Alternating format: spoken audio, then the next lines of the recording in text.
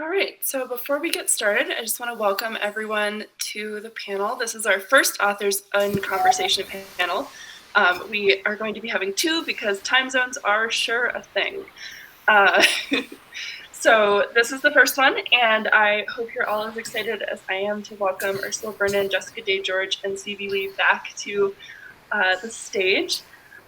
This is a sort of general conversation. There's no specific topic to any of these questions.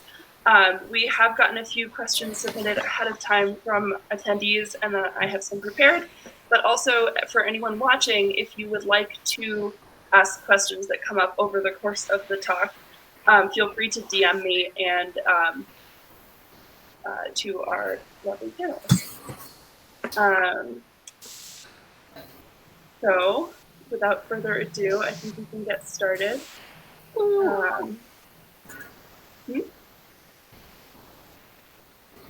So I think we'll start off, because you all write in different but overlapping genres. I have a couple questions about genre and types of writing for different kinds of genre. So to start off, this is for all of you, so feel free to answer or not, whatever you feel. But is there a difference in your writing process when you're writing in different genres or for different age groups? There's definitely a difference for me in writing for different age groups, but only I think because of the publishers involved. When I wrote all of my kids' books, the publisher that I was working with, and in fact I'm still working with, Dial Books, would like to have at least a vague understanding of what the book will be about.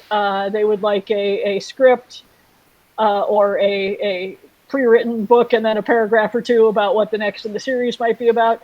So I had to actually deliver those things. Whereas if I'm writing for other age ranges, I am at that happy point where I can write kind of on spec. So I would just write like 10 or 15,000 words, enough to get the idea down and be like, yeah, this is cool, I could write a book. And then I would send it to my agent and be like, see if you can find somebody to give me money to finish this book. And if she couldn't, then I would be like, right, then I will self-publish the book. And then it came out on whatever time frame I felt like. And but that's the only major difference in headspace.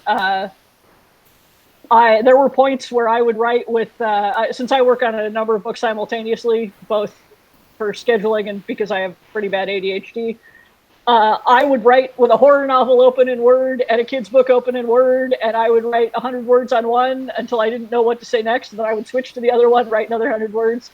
And no, I didn't ever get them mixed up or start writing grisly murders into the kids' books. You predicted my question there. Yes. Well, people ask that. The only real problem was, in fact, that I am of the firm belief that kids love grisly murders as long as they're happening to the right people.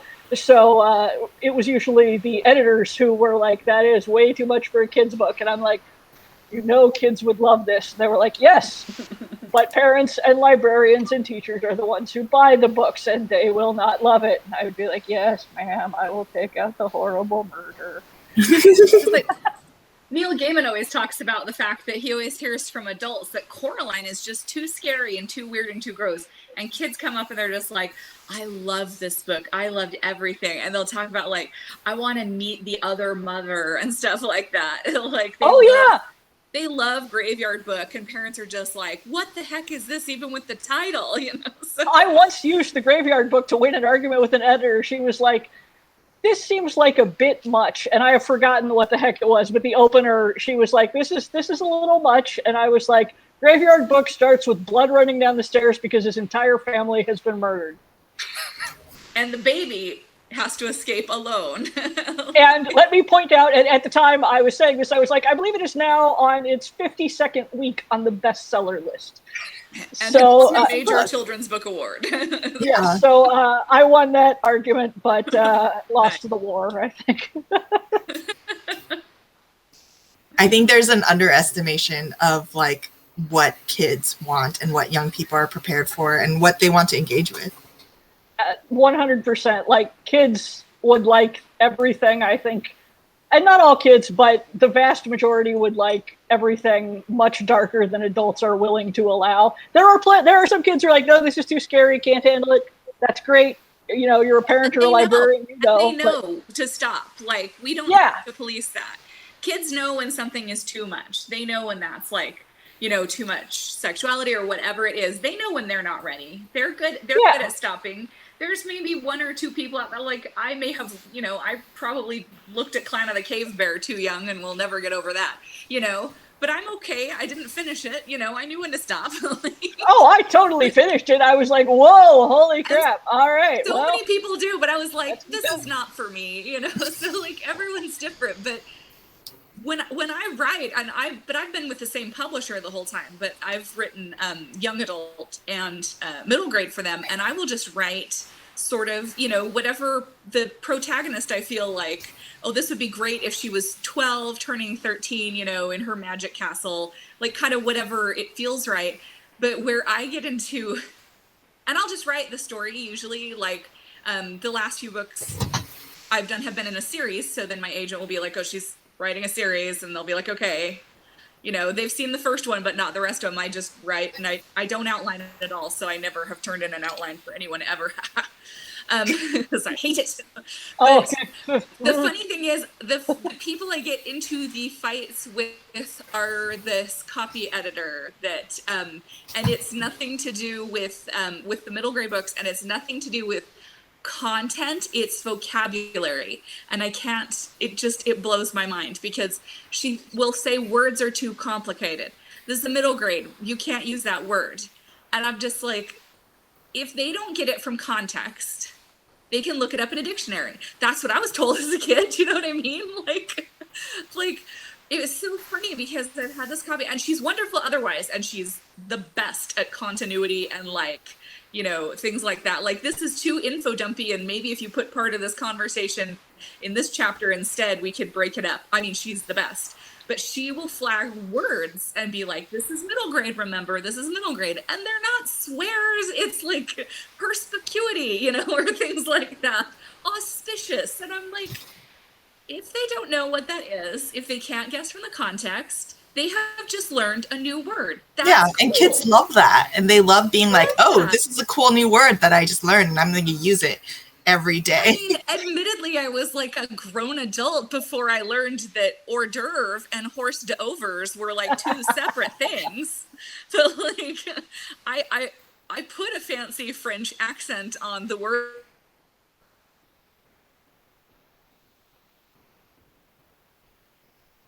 Did we just maybe lose Jessica? I did. I think she went frozen. Yeah. Oh dear. Oh dear. I will say that Jessica is 100% correct, though. And the sort of flip side of the coin to using a large vocabulary in kids' books is that if kids feel you are talking down to them, that is the kiss of death. There is nothing will awaken a rage in a small child's heart like feeling that the adult is being condescending. So yeah, I'd much rather err on the side of this is probably too big a word than, oh no, let me pat you on the head. It's like, no, they will stare at you with those beady little eyes. That's what dictionaries, parents, librarians, teachers, that's what all of those people are there for, is to help you learn the words that you're reading in your books. Yeah. Well, I do hope that Jess makes it back. I know that she has been having some connectivity issues this week, so hopefully she will reappear in her chair. Oh dear. But until then, let's see. Okay, I have a question from Jamie, the Mind Stream, which is, again, for all of you. Do you ever struggle with fitting reading, especially reading for pleasure, alongside writing? I know it's harder for me than it was as a kid bookworm, partly because adulting and partly because worry about things bleeding into my current work that's too much like someone else. Absolutely.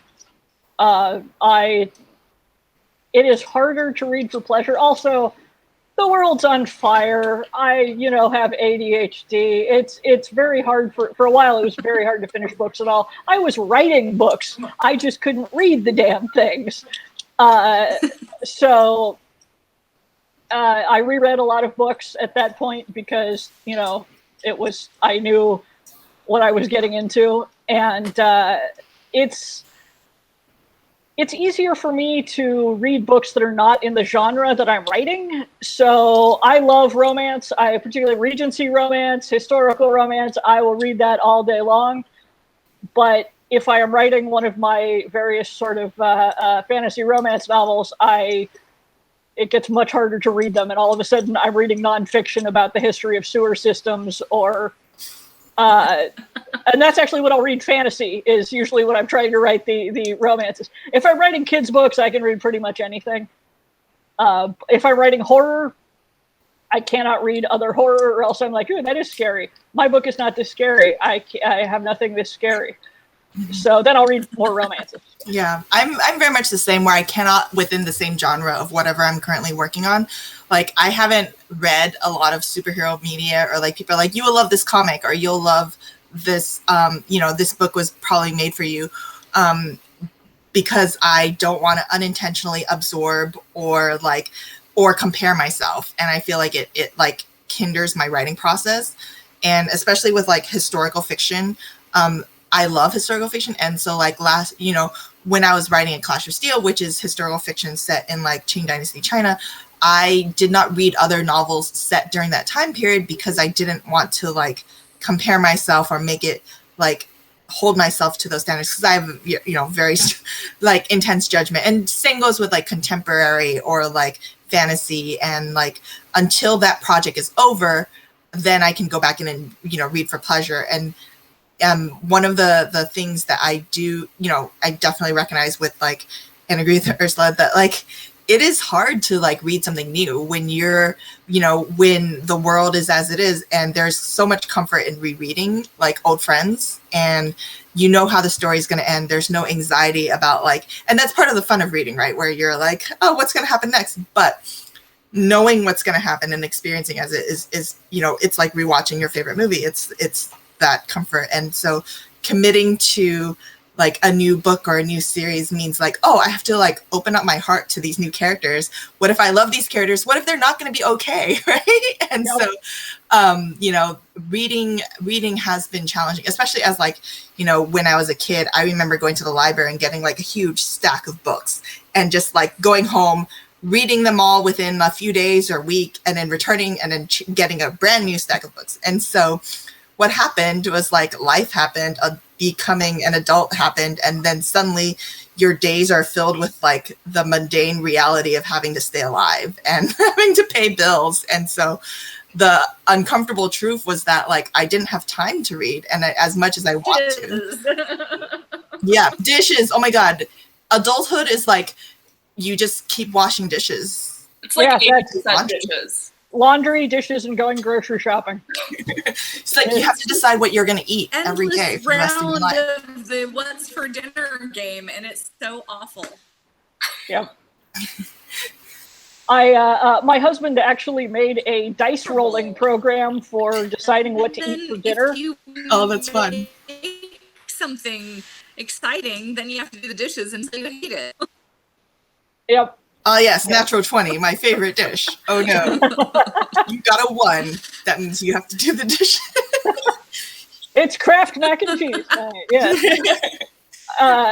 It was fun while it worked, because we have the same problem of just like meal fatigue. It's like one of my favorite ads ever was, we are seeking a third for our relationship. You do not have to have sex with either of us, but you have to decide what we're eating for dinner. I was like, yep. I feel like just mate, yep, be gone again. Well, it's okay. It's part of the liminal space. We're trying our best to make this space work. It's generally working very well. I think it's just whenever anybody has a connection problem.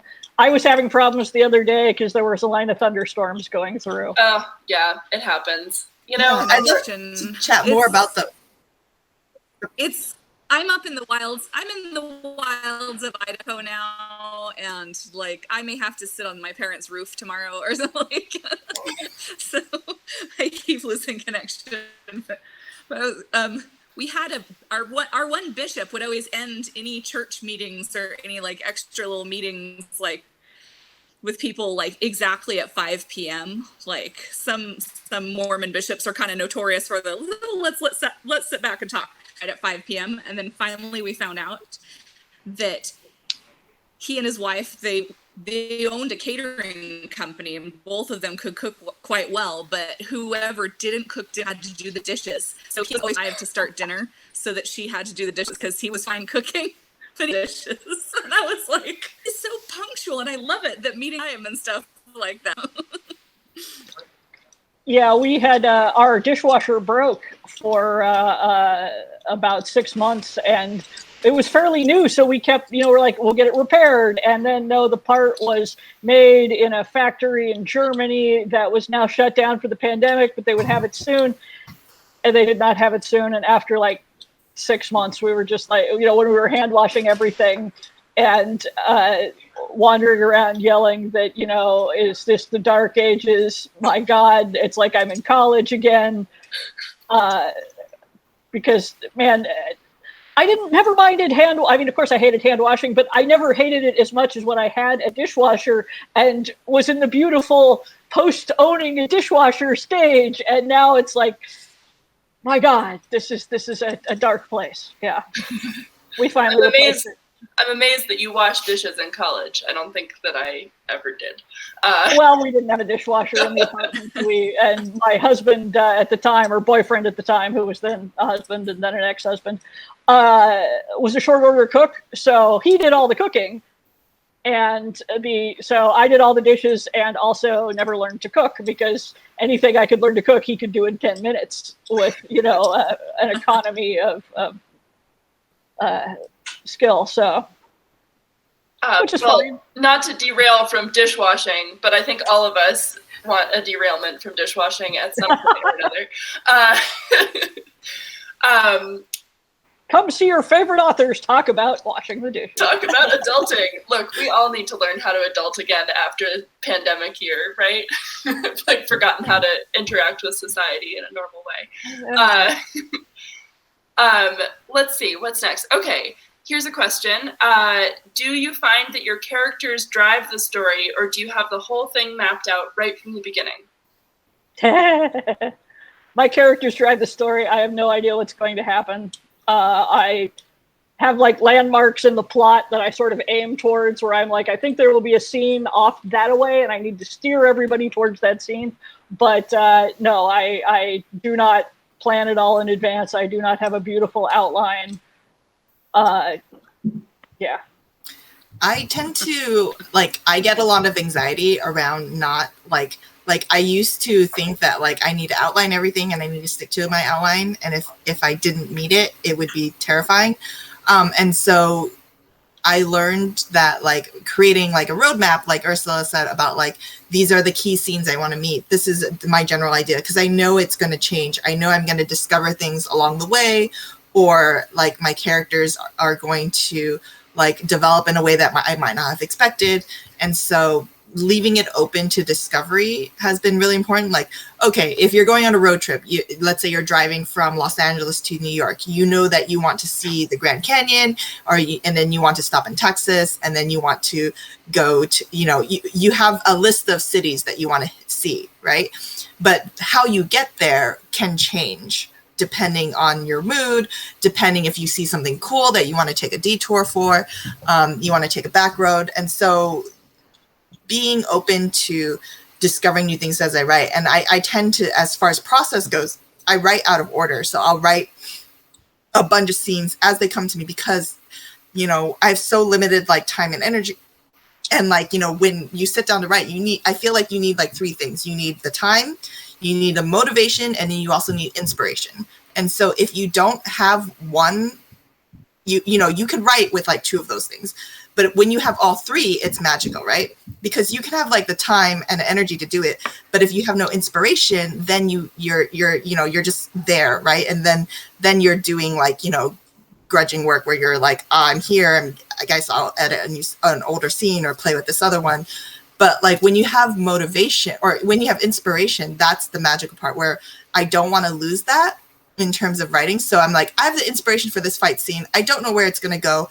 I'm just going to write it down and then figure out where it goes later. And if it doesn't go anywhere, that's still okay, because that was me learning about that character and like figuring out more about the story. And so like, even if it doesn't end up in the book at all, it's still valuable. Exactly the same. I write out of sequence. If I know a scene or I'm excited about a scene, I'm like, oh yeah, let's do this right now. And which is great, because that's the time when you knock out 3,000-4,000 words in an afternoon. You feel like I am a badass.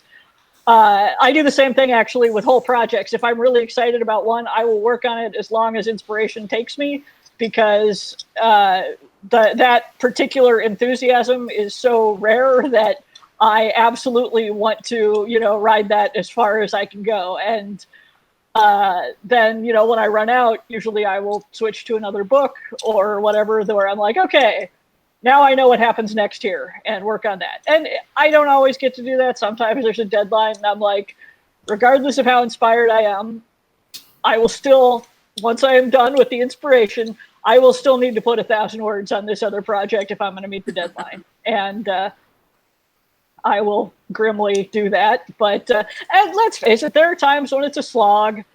And what usually happens is I wind up with a manuscript that's like scenes and scenes and scenes, and then I'll just have the word gap written in, because I know there's a gap there. And that's just a reminder for me to come back and stick something in there, some kind of like connective tissue, and write it. If I'm not inspired, I will frequently just write the connective tissue. And the beauty of it is probably Neil Gaiman, who said, because he says all the clever things about writing, is that afterwards, the reader can't actually tell which parts you were inspired for and which ones you weren't. So as long as you show up, there's still valuable work you can do. But if you're having a lot of fun, my God, ride that pony all the way.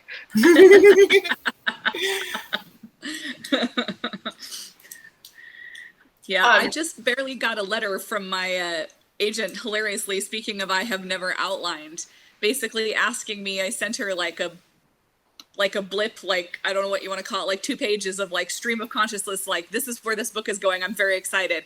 And she's like, I understood none of that. She's like, I want you, for your own sake, to sit down and roadmap this. She's like, I want to see chapter headings, and you write what happens in each chapter. She's like, you're going to have to do it. I literally just saw this email pop up and skimmed it real quick while I was waiting for my dumb internet to come back, and I'm just like, are you kidding me? Chapter headings per chapter? Oh my God. Does she want thumb screws as well? Usually just, I'm the person that dives right in, and I write the fun parts first usually, but they're generally in chronological order. And a lot of times with my writing, I find that what I was thinking would have to be connective tissue, or, there's going to be a gap here. I go back and I'm like, I did not need that, because I tend to overwrite stuff like, they walked to Mordor step by step and they stopped this many times to eat and stuff, which is very boring to write and also very times. And so I tend to like leap ahead. And then a lot of times when I go back, I'm like, oh, I could just say they arrived 3 days later, couldn't I? Yes. Yeah, that's. But now I'm being asked to write down in advance, they traveled for 3 days and this is what they ate. And I'm just, why does my agent hate me? No, I adore her and she's fabulous, but it's right now that is very different from anything I've done. It's definitely an adult. There's not even a hint of we could pass this off at middle grade. It's very epic, and there's lots of curses and dead people, and she's like, I can't follow some of this because the magic sometimes hinges on they got the person's name wrong and the wrong person was cursed, and she's like, so I missed that bit. So yeah, I gotta write down the chapter headings, Ursula. No. Oh God, that's. Oh. It's flipping between the action is going back and forth between two sisters, and there's sort of a she said happening, like, oh, she's screaming about something again, and then meanwhile the sister is like, you know, the other sister's like, how is everyone not freaking out? Our mother is dead, you know, kind of thing. And so I need to, one sister has information, the other doesn't, and so forth. So I need to map out when they share that information. You know, it's a whole thing. I've done it to myself to a certain extent. I want to do it. You have all my sympathy. That's like one of my like nightmares is like you have to like chapter by chapter know exactly what's going to happen. I'm like, I don't know what's going to happen in the next 5 minutes. Yeah, there are times when you just sit there and you're like, what happens next? And at that point, either my go-tos are they fall in a pit or ninjas attack. And if that can't get you out of the book, then, you know. David Farland once said in a writing workshop that whenever he comes to a point where he doesn't know what's going to happen next, he usually kills a guy and then ends the chapter and then like starts the next chapter afresh the next day. And I was just like, you kill a guy and you move on. Well, there you go. One of the noir authors said, if you're absolutely stuck, have a guy come through the door with a gun. And that's basically my fall in a pit or have ninjas attack. There's just, you know, something in there.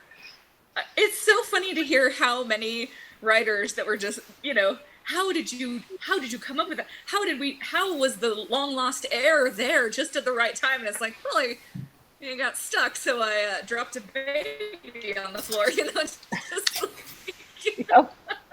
I think Maggie Stiefvater had these little tricks, and now we're just like genius. And the other Maggie Stiefvater has a take on this. That,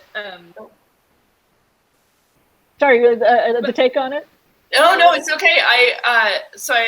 Maggie Stiefvater has a take on this particular like concept of like when you're stuck and you don't know what's going on, like what happens.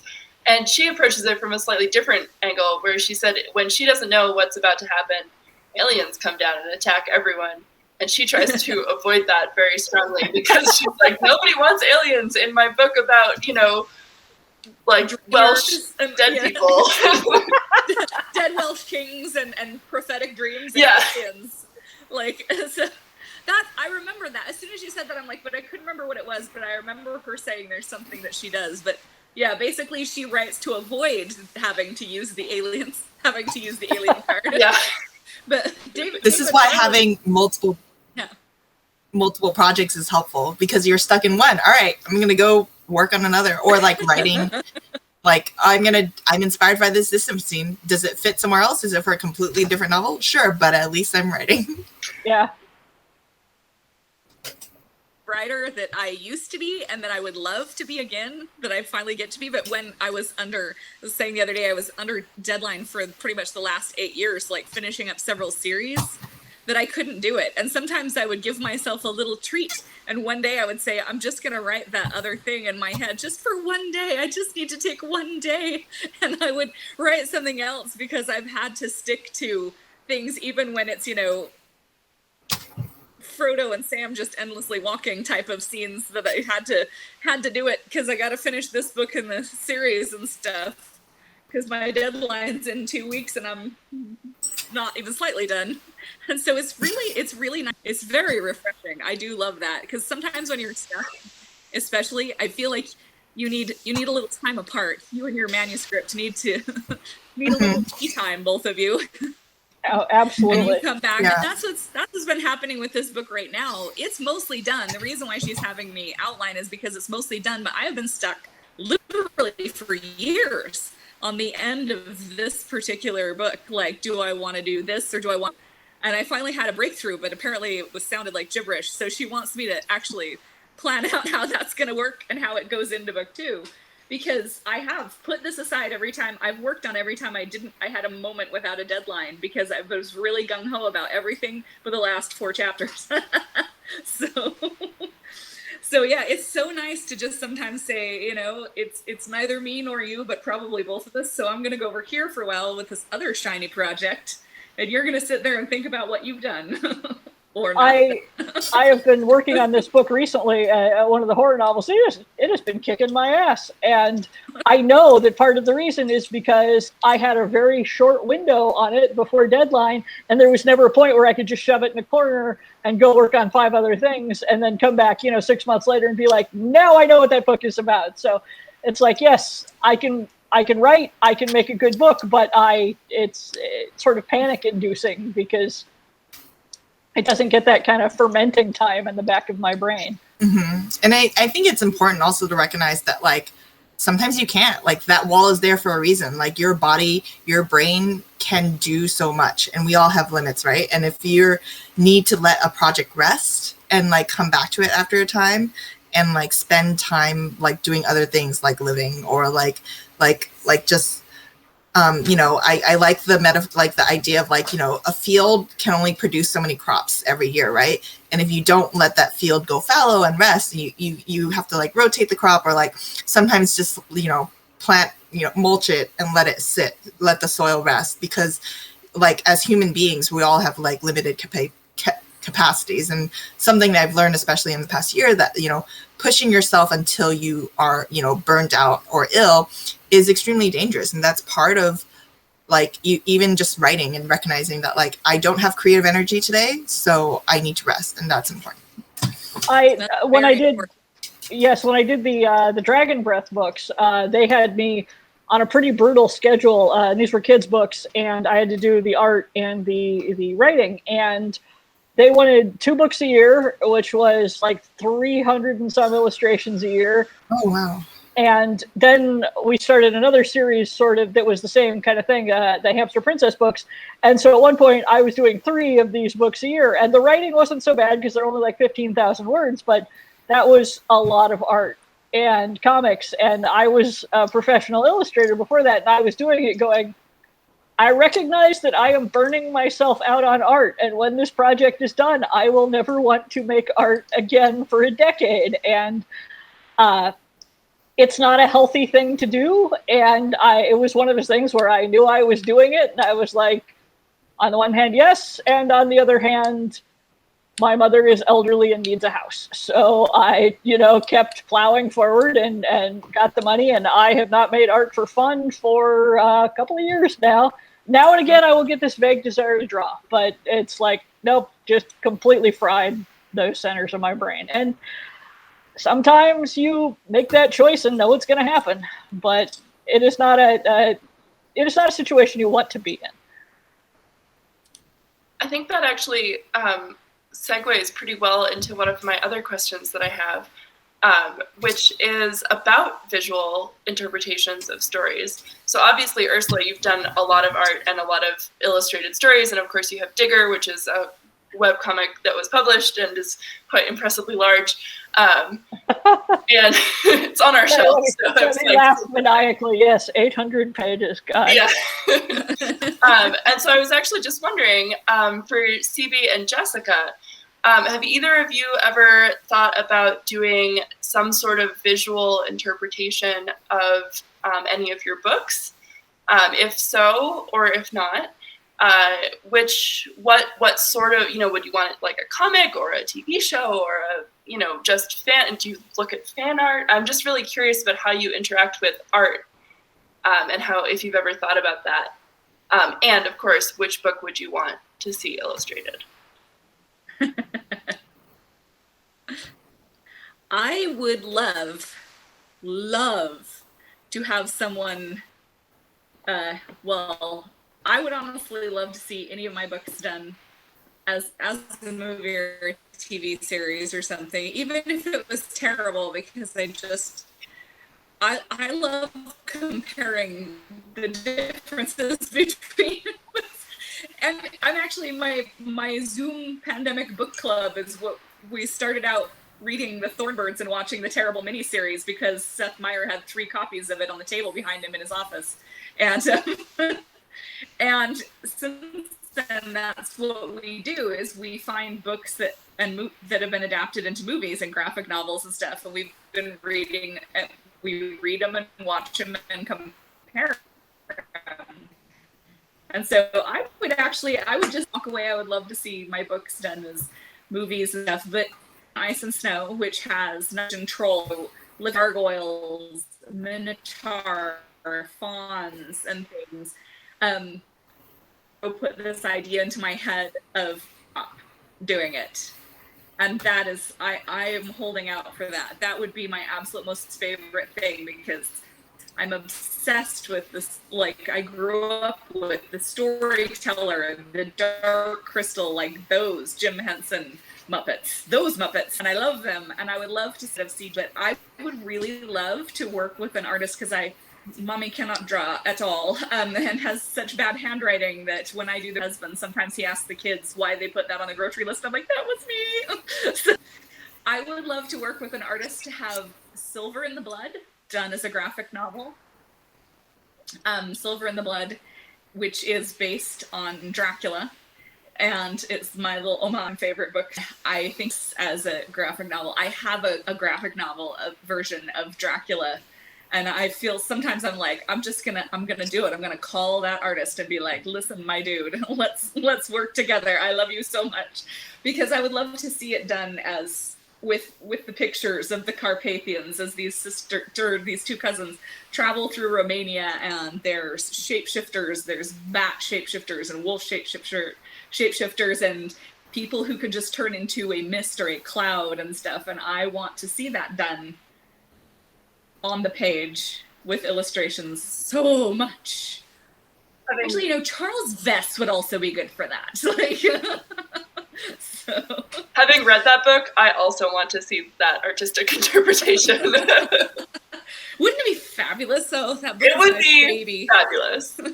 Oh yeah, that would be truly amazing. Speaking of books that have lain fallow, I think that thing was almost 10 years from concept to actual publication, because I kept stopping. I went on a private guided tour of Romania to all the sites, came back, wrote some of it, sat on it for a while, rewrote it and stuff, because however that idea came to me, whatever spirit possessed me, it needed its sweet time to really get that story done right.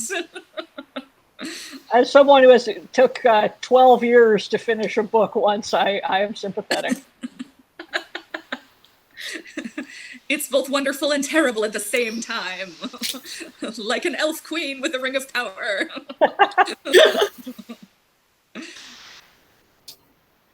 CB, have you ever thought about it? Yeah, I would love to see the Sidekick Squad as an animated television series, particularly like in the style of like Miles Morales and the multiverse.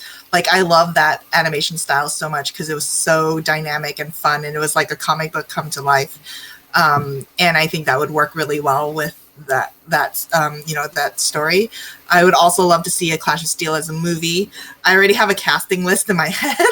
Like, I was like, yes, Ming Na Wen as the mother, and like I was like, I love her. I adore her, and I think it would be so badass and wonderful. And just in terms of like graphic novels, I'm definitely open to adaptation. I think any medium in which people can experience the story is great. And definitely love fan art and interpretations. And it's always like, you see, I think it's like the greatest honor, right? When someone decides, is so inspired by your work that they create. So whether it's fan art or fan fiction or whatever, and you get to see that like the characters, the story captivated them so much that they wanted to create. And it's so amazing. And it's like, one of my favorite things I ever got in the mail my agent sent me was like a 5th grader drew the characters, and it was like on lined notebook paper and like in crayon. Oh, yes. And I was like, I'm going to frame this. You get when you write for younger readers, or when younger readers just discover your book, even if it's for older readers, you get the best fan art. Like, I do not care how crappy this dragon is. Bless your heart, it's gorgeous, and I love it, and I save it in a box. I have a big box of stuff, and I got I did it over Zoom, carried an iPad around and showed me, but I had a little small town school in Utah the other day that had all read either Tuesdays at the Castle or The Rose Legacy, and then they all had to do like a diorama or something like that. Oh wow. And hilarious to me, because The Rose Legacy is a girly name for a book that is about World War I cavalry horses. But anyway, basically, so many of the boys, after looking at the descriptions of the book, picked The Rose Legacy because it's a farming community where a lot of them have horses, and they picked the book about horses. So many of these boys went into detail about, like, well, I thought they're not quite quarter horses, but they might have it. So, I mean, I saw horses made of clay. One boy's made his mom teach him how to crochet, and he had crocheted a horse with the little girl on top of it for his diorama, and his friend was like standing there like, you crocheted that? And he's like, yeah, and it's awesome. And I'm like, child, high five this iPad right now, because That's amazing. Awesome. That is, it was the like, most darling thing. The boys got so into it, and someone had sewn them all out of felt and stuff like that. And there were kids dressed as griffins from Tuesdays at the Castle, holding like a tower over their head. They were the diorama, and it's just like, I do not care how sloppy it is, or if it fell apart on the way there and is now duct taped together. You're awesome. Like, I love things like that. It's so great. And I do look at fan art. I know some people are like, I don't look at fan fiction because they don't want somebody to years later to go, I was the first person to say they should have a pet griffin. I'm like, now we have to prove this. But I do love to get like any kind of fan art. And actually, I was telling somebody the other day here that one of my favorite things I've ever seen is a girl came up to me at the Salt Lake FanX Comic Con thing. And I knew the second I saw her make her way through the crowd, she was wearing the dress from Dragon Slippers. She was wearing the gold dress with the stained glass windowed skirt. Oh, Wow. She had embroidered the cuffs of the dress first, and then like with just little stripes, and was like, I cannot do the skirt. So she had quilted it. So literally big stiff panels of skirt of like dragons and this girl, like a stained glass window all around the skirt. She had made the dress, and she did it for a project because she was getting her degree in basically like fabrics and fibers or something like that. So her final project, she had to make like an elaborate fitted dress or something, and she did the dress. And so the skirt was basically a big stiff quilt. It was phenomenal. And so I actually have pictures, I think on my Facebook page or something like that. You can actually look through the gallery and see. I took like 80 pictures of her. I'm like, pose, work for the camera. And it was so amazing to see because, you know, I described that dress. It took me 5 minutes. And it was the coolest dress ever. And it was gold and dragons on the skirt, and it was fabulous. And then like she spent, I don't know, you know, hundreds of hours now trying to recreate it because I said so. I am always thrilled when people cosplay as a character I've written. Like, that is above and beyond. Fan art is awesome, but I run into someone cosplaying and I am like, I will take 11 million photos now. Oh my God, this is amazing. Once or twice I had someone come up and he's like, do you know who I am? And I'm like, I have no idea. And then he like showed me the career thing. I'm like, oh my God, you're the librarian prince from the Hidden Almanac. Oh my God. Oh my God. Yeah, I always feel a little bad when somebody's like, do you know who I am? And I'm thinking, is this one of those Kingdom Hearts things I never get? And then it's like someone from my book. oh. You know, I've had people be like, duh, you don't know who I am because they're like, you know, Dragon Ball Z or something that I should know but don't, you know. But it's so bad when they're like, oh, I'm Prince so-and-so. You're like, oh, right, that guy. It's such an honor. I think I was at Dragon Con and I had someone come up to me and they had made the t-shirt that Jess wears and Not Your Sidekick that says Master Mischief was right about the cheese. And so, and it's like the most iconic like fashion item from the book, which I kind of regret not having more like iconic outfits because so like, that people can you're not right. And people are like, well, what do they wear? What is their like signature outfit?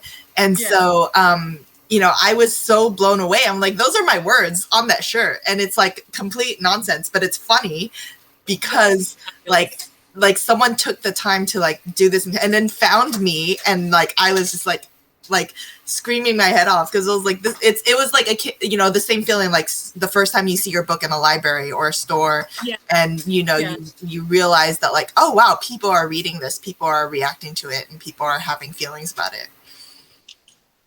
And I will say on fan fiction, I too cannot read it, but I am very glad to know it exists. I am thrilled. I cannot legally tell you to do it, but oh my God, I'm so thrilled to know that someone out there is doing it. If any lawyers are in the room, please stop your ears. I just can't read it, but go nuts. Yeah, I haven't read any of mine for same reasons, but I'm excited. I feel like that's like such a major point too. I was like, oh, people want to play in this universe, and that's such. I'm overwhelmed and honored by that. That's an amazing feeling. Yeah, like I created a world that people want to play around in or dress like, or That's a cool feeling. That is one of the unexpected perks of being an author. I did not know would happen. It's like, oh, people like this that much. I have once or twice gone to AO3 just to see if there's a tag for any of my stuff, and then went away quickly and did not click anything. I'm totally just like, oh, look at that. There it is. There's a listing. Okay, bye-bye now. Bye-bye. Clear my internet history,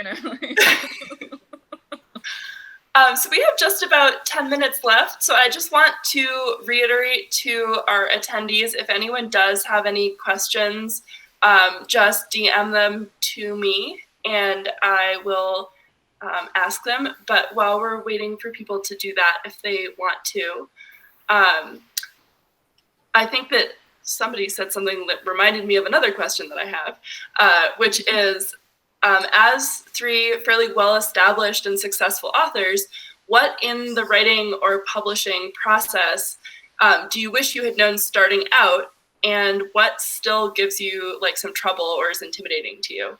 I know you've all talked about outlining, and so that's off limits. No, none of that. I think that the things that I wish I had known starting out, first of all, after a point, you are allowed to tell the editor you think they're wrong. And it took me years to get to that. And finally, at one point I was like, and it was like I was, bracing myself to have an intervention or break up with somebody. I would, like, I think you're wrong about this, and then it's going to do this, and then it'll just be terrible. And and she was like, it's okay. I don't always get it right. And I'm like, oh, thank God. I mean, the fact I'd accepted every piece of criticism she'd done for about 5 books at that point probably helped. But, and the other one is that it is possible to get a bad copy editor, like a copy editor who is going completely off the rails. It is a known problem that sometimes the copy editor just goes berserk, and in those cases you are allowed to go to your agent and say, am I being unreasonable, or is this completely nuts? And a lot of times the agent will look at that and go, holy crap, they're adding adverbs, this is not okay, or whatever. And at that point they will go back to the editor on your behalf and say, get us a new copy editor. That is terrifying the first time it happens, but and most of the time, copy editors are these magic, they sprinkle like copy edit dust on the manuscript and it is magically better. But every now and then you get one who is like either a frustrated writer or just has one real weird axe to grind and decides that like they're going to grammatically correct everyone's speech or something. And then you must... And you're not only saving yourself, you are saving many future authors when you go back and say, okay, we gotta stop this. And yeah, those are the two things I wish I had known earlier, but that's about it. I second those very hard. I was afraid that if I argued with my editor at all for the first few books that she would go, fine, then I won't publish your book, And so I have a few things in my first couple of books that I wish I had stuck to my guns about. I just think it would have made like the world richer or something that she just honestly didn't care for. It's not like it didn't work, but she's just like, that's not my favorite thing, And I was like, oh yes, madame. And I'm kind of like, I kind of miss that aspect of the book. And I wish, finally, after a few books, there was something that came up that seemed like really negligible to her that was a huge deal to me in Princess of Midnight Ball, that I finally was like, I almost went and made my agent tell her because I was so scared to argue with the editor. But finally I manned up and I said, this subplot is the most important thing to me. And it, like, when I wrote the ending, I teared up because of that part. And that is the part I get fan mail about, is it's basically the one sister had like a secret love affair with the former gardener who then disappeared or something.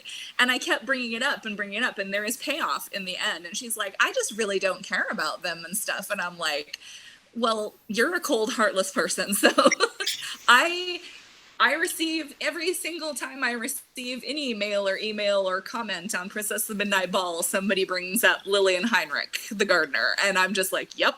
It was kind of, but that was my 6th book. Yeah. Before I did that, I also did have my very first copy editor. I kind of didn't know what to do with, because she wanted to find real names for all the people and the dragons. And I was like, you know, the king of the dragons, his name is Shardus because he collects glass windows and it's a contraction of shards of glass. And I know the nearest thing you can find to that is Sharon. And I emphatically did not name the king of the dragons Sharon.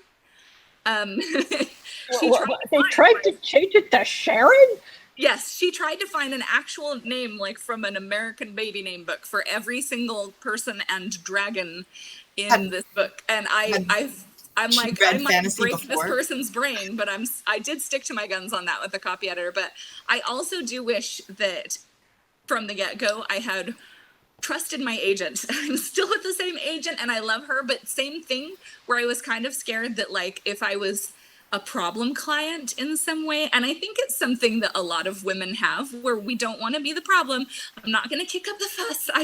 Yes, I am dying for a drink of water and a potty break because I've been on tour for 2 weeks and have spoken at 3 schools, but I don't want to be the problem author who throws a hissy fit and asks to sit down for 5 minutes. You know, it's sort of a little bit of that is ingrained in us and is hard to fight off. And so I honestly was so grateful that my agent had picked me up, because she had initially said no, because she doesn't really like fantasy, that I was afraid to ever involve her in anything. So I sort of toughed out situations with editors for the first couple of years that she would have happily, you know, taken over that decision for me. She would have happily been the bad cop and, you know, renegotiated that I was uncomfortable with. But whatever they did was fine. It was fine. And I hated to bother her, didn't want to bother her. And so I sort of was the reason why I got backed into all these tight deadlines, because I didn't tell, and I didn't CC her on emails for years because I didn't want to bother her. And so, like, my editors that I had at the time sort of exploited that and would email me directly stuff that she should have gone through my agent on. And I got backed into, like, 3-week turnaround of editorial notes and things like that people are just, like, aghast at. Like, I spent a year on my editorial notes. Oh, I had 3 weeks. And my agent didn't even know, because I didn't want to be the problem. Didn't want to bug her and stuff. And she's like, if I didn't love you, I'd slap you across the face. When she finally found out what was happening, she was just like, no, you need to tell me these things. And yeah, I would get news about stuff and, like, not even pass it on. And she'd suddenly be like, why did I just get a contract for foreign rights? I'm like, oh, haha, foreign rights sold. And she's like, did you agree to anything? Did you verbally agree to this? I'm like, did you look at this contract at all first? I'm like, no. So I wish I had trusted my agent. I think that's something, like, a lot of people don't know, is that there's many ways that people can be taken advantage of. And especially, like, if you're new to the industry or you don't know what's standard, or, like, and not a lot of people talk about what is standard too, like what it, and I think there's been movement towards becoming more transparent. And, like, people don't like to talk about money, but it's important to see, like, what is standard for a book of this length, and even just deadlines, right? And just, like, what is unreasonable. Like, Ursula, when you were talking about, like, how many illustrations you had to do in a year, my heart stopped, and I was like, that's not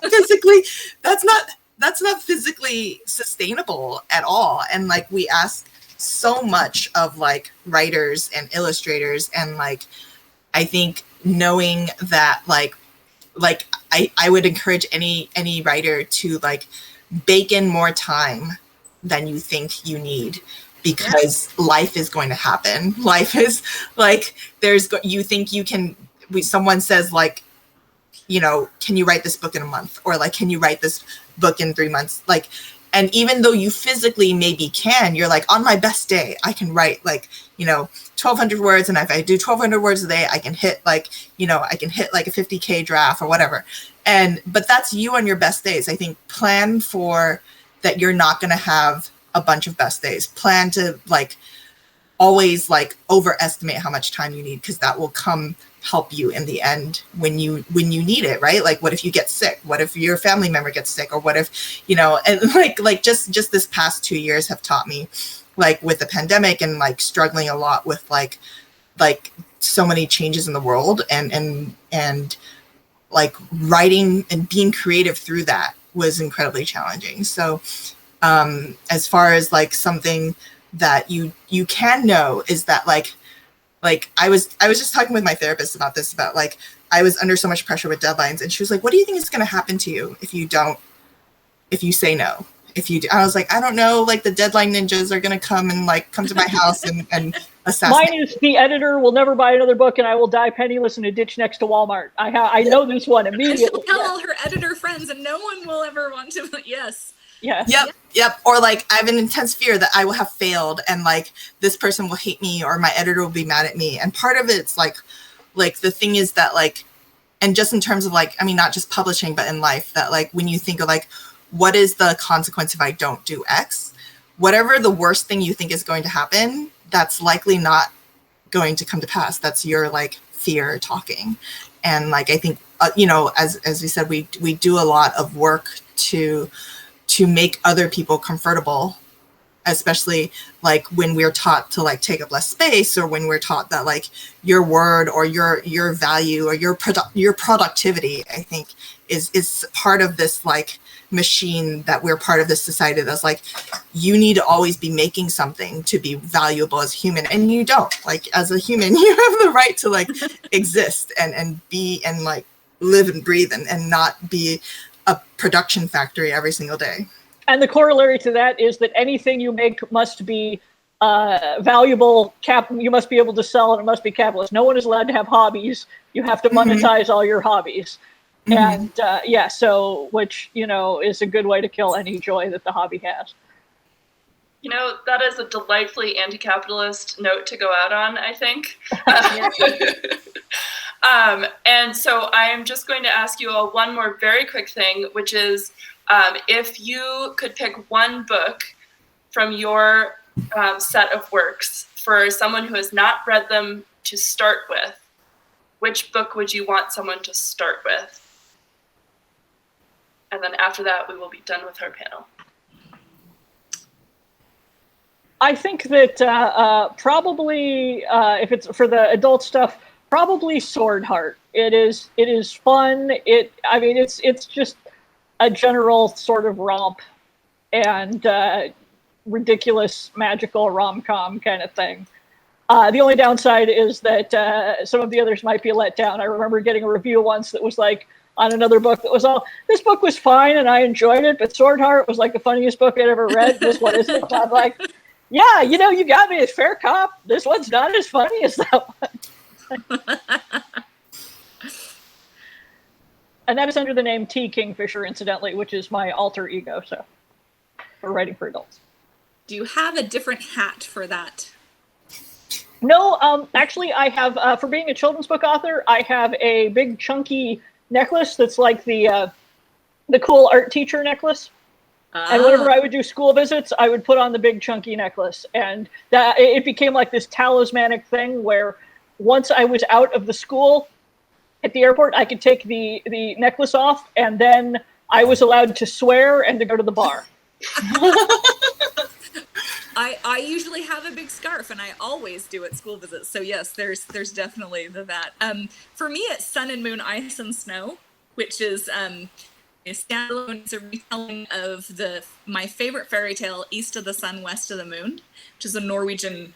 For those who don't know, it's a Norwegian Beauty and the Beast or a Norwegian Cupid and Psyche type of story. But I literally planned to write that book when I decided to be a writer when I was like 12. I kept notes on it for years and years, and I feel like I vomited out my best words onto that page. So like some of the like when I'm asked to just do a reading, you know, not promoting a specific book, there's a couple of chapters of that I always pull out because I'm like, I may have peaked here with my second book on this. So I always say Sun and Moon, Ice and Snow for me.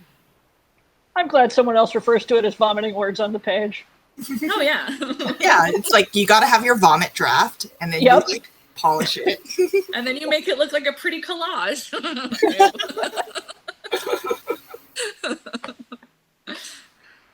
I would say for any new readers to my work, for a young adult to start with Not Your Sidekick, the first in the Sidekick Squad series.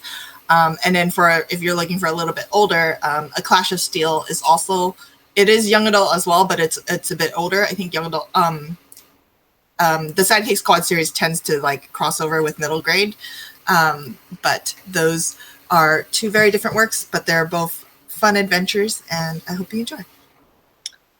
Is The Clash of Steel out, or is it forthcoming? It is out exactly 1 month from now on September the 5th. Oh, okay. I thought so. I'm like, wait, is it out? But pre-order it, people. Yeah, there's a lot of goodies out for pre-order. The official like art print illustration that's going with the pre-order just dropped today. And like speaking of fan art, I just like it's gorgeous. Wow. I'm excited. So thank you all so much for being here and for talking to us today. And that will conclude our Authors in Conversation, the first. I believe the second one is on Saturday. I don't remember exactly what time. And next up at the con, I think will be tomorrow. Oh, there's a fan fiction discussion tonight in Avalon. At, it looks like 8:30 Eastern time. So if you're interested in doing that, feel free to go see that. And, you know, thank you all so much for being here. And if you attendees or guests like this, we will be in person next summer in August in Montreal in Canada. Registration is currently open at register.crossingscon.org, and you can also go pop over to the little interactive doodads in the main space. The treasure chest will allow you to register for next year. The pile of books will allow you to buy a book plate, which will then get signed by one of our guests of honor of your choosing. And also, if you feel so inclined, the pile of coins will allow you to support us with a one-time donation, which we just appreciate so much, and it lets us have fabulous events like this and fabulous authors like these to come talk to you all. So thank you so much, and thank you for being here. Thank you. Thank you for having us. Thanks for having us. I came back to say goodbye. Yay! It's so nice to see your face. I'm gonna have to rework this for the next couple days. You know, at least the video off worked pretty well. We were able to hear you just fine. It did work. And so I don't know. I'm gonna run through the house and tell everyone to put away their iPhones too before I start. Well, I very much appreciate you guys making it work. I also see, I don't know if you can see them, but in the gather space, there's just little hearts popping up everywhere. Oh, so cute. So cute. I love watching everyone. This is such a like I know I've said it already, but the gather space is so cute, and like this is like one of the best like virtual events because it's such a visual. Like it's hard with like Zoom, right? Because you're just like, am I just a square? I'm just talking to the void, but you get to actually see people like reacting to you like an audience. I had our local conference did it on an even worse thing. What was it? I forgot what it's called. But anyway, it literally looks like HTML. Like it looks like it's the backside of a website. Like you shouldn't be there. Like there's almost no graphics. You can't see anyone's picture very well. And I was like, this detracts points for ugliness. Like I just like this. It was really hard to use if you didn't have any programming background. My husband had to keep coming in and talking me through that's confusing. Just getting from chat room to chat room type of thing. You had to go in, you had to have a hashtag, you had to have a code. And I'm like, this is clearly made for, and the person in charge of finding the space is like, oh, well, it's super easy to use. We use it all the time at work. I'm a programmer with, who works for like Novell and is, in charge of WordPerfect updates or something. And I'm just like, yeah, you're fine. Wow. Well, I'm really glad that this has been working. This is obviously our first time doing this, so I have been really enjoying it. So I'm really glad to hear that it's been working. I've been telling everyone about how much fun this has been because of the space. You guys are just doing a phenomenal job running this too. It's been so smooth. Thank you so much. I'm the person having the problems, and I'm just like, it's all been so much. Now I'm going to run off and get food, so I will see you all next time. Yes, all right, thank you. Have a good one. Thank you. Bye. Bye, everybody.